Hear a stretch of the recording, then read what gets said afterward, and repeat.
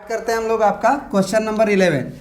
कह रहा है कि find a plus B to the power 4 minus A minus B to the power 4, और जब ये निकल जाए तब आप हेंस इवेलुएट √3 प्लस √2 का पावर 4 माइनस √3 माइनस √2 का पावर 4।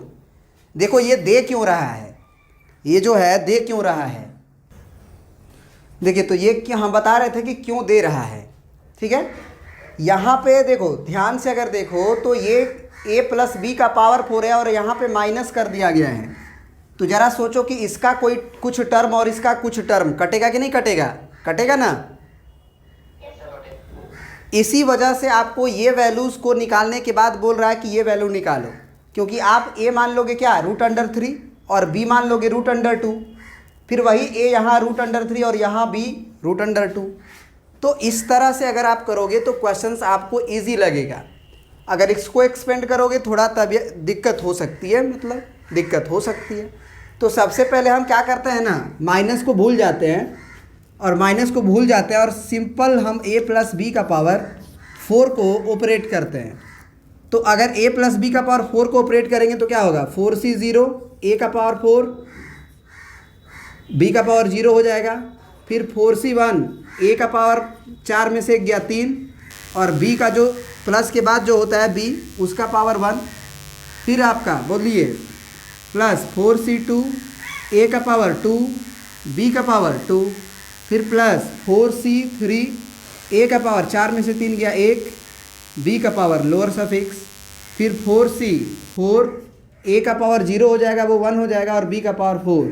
आपको याद होगा हम बताए थे कि अगर बीच में माइनस होता है तो अल्टरनेट माइनस चलता है, प्लस माइनस। तो वो डायरेक्ट अब करेंगे, अब हम नहीं बोलेंगे कि माइनस बी का पावर 1 देंगे 2 देंगे, डायरेक्ट लिखेंगे।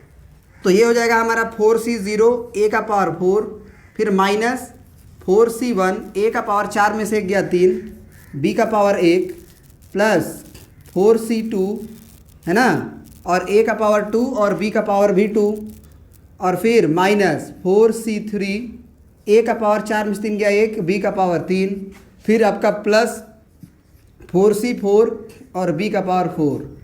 अब तुम बताओ कि यहाँ पे माइनस करना है ना, दोनों को सोच के देखो। तो इसको इक्वेशन 1 और इक्वेशन 2 मान लो, और इसको इक्वेशन 1 और 2 मान के बताओ जोड़ना पड़ेगा कि घटाना पड़ेगा। हमको क्या लाना है, माइनस लाना है ना। तो हम यहाँ घटाएंगे तो यहाँ माइनस, यहाँ माइनस, ये माइनस के देखो घटाने का मतलब क्या होता है समझो।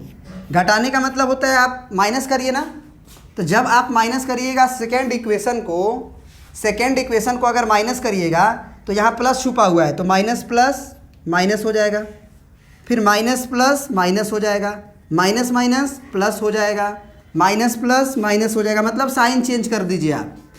घटाने का तो मतलब यही ना होता है, साइन चेंज कर दीजिए।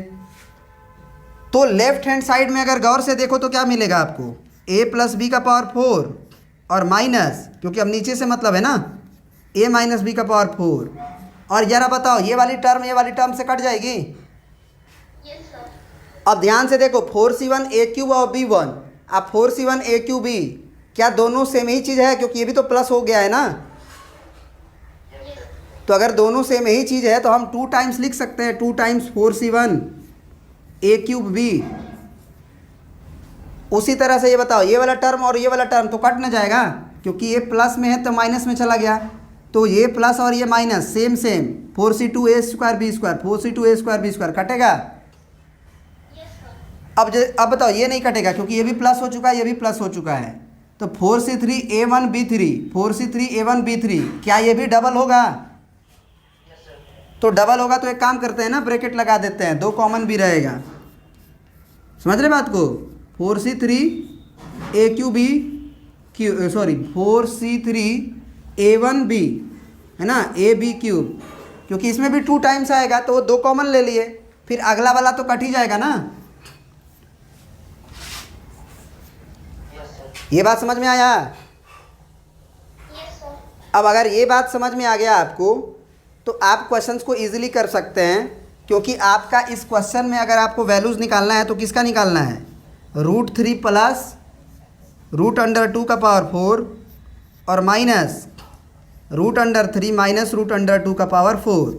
इसका मतलब आपको ए के जगह पे क्या डालना होगा, 4, सॉरी क्या बोल रहे हैं, ए के जगह पे क्या डालना होगा, रूट 3, एंड बी के जगह पे क्या डालना होगा, रूट अंडर 2। क्या हमारे बात से सहमत हैं आप? तो अब यहाँ पे आप क्या करिए, एलएचएस में तो हमने डाल ही दिया, आरएचएस में क्या हो जाएगा, पहले ये बताइए कि 4C1 का वैल्यू क्या हो जाएगा, 4C1 का वैल्यू आपको याद करवाया गया है ना, 4 हो जाएगा। और ए का पावर क्यूब कितना होगा, रूट अंडर 3 के पावर 3, और बी का मतलब रूट अंडर 2, फिर प्लस 4C3 भी 4C1 के ही बराबर होता है, बताए थे ना, क्योंकि 3 को 4 में से घटा के लिख दीजिए, एक आएगा, वो भी आएगा 4 के बराबर ही, यानी कि ये भी 4 हो गया। और ए का वैल्यू आपका रूट अंडर 3 और बी का क्यू मतलब रूट अंडर 2 का पावर 3। तो आप अगर इसको मतलब इसका भी वैल्यू निकालने के लिए बोल रहा था, तो आप इसको भी ज़रा सिंप्लीफाई कर दो। 4C1 से तो 4 आएगा, पक्की बात है ना। अब यहाँ से भी 4C1 से 4 आएगा, ये भी आपका 4 ही आएगा। तो 4 जो है दोनों में है, तो 4 को कॉमन नहीं कर सकते हैं बाहर, समझ रहे हो बात को। तो 4 अगर कॉमन है बाहर हो जाएगा, तो 4 दूना के 8 हो जाएगा, बोलो। और ब्रैकेट के अंदर क्या बचेगा हमारा, ए क्यूब बी और प्लस ए बी क्यूब, समझ रहे बात को ना। अब ये ब्रैकेट क्लोज कर दीजिए, 4 को आप बाहर कर सकते हैं, 4 दूना के 8। अब आंसर देख लीजिए किस फॉर्म में दिया है आंसर, यहाँ पे देखिए, तो यही आंसर दिया है कि कुछ अलग दिया है।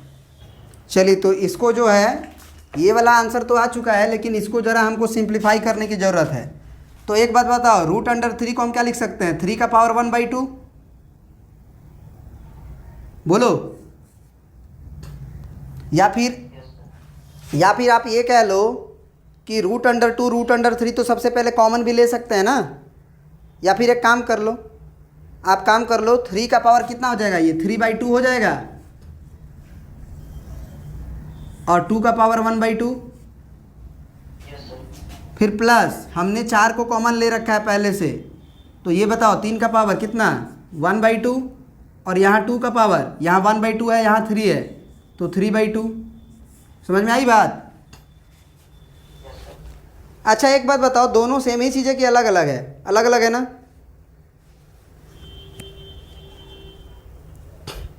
इस पे 3 का पावर 1/2 है, तो एक काम करो ना, कॉमन ले लो पहले। 3 का पावर जो तुम देख रहे हो रूट अंडर 3 दोनों में कॉमन है। उसी तरह से रूट अंडर 2 दोनों में कॉमन है। तो पहले हम क्या कर लेते हैं ना, कॉमन ही कर लेते हैं, वो ज़्यादा बेहतर रहेगा। तो एक हमारा 4 कॉमन आया था, मतलब पहले दो रहा था, फिर 4 भी आया, और रूट अंडर 3 और रूट अंडर 2 कॉमन ले लेते हैं।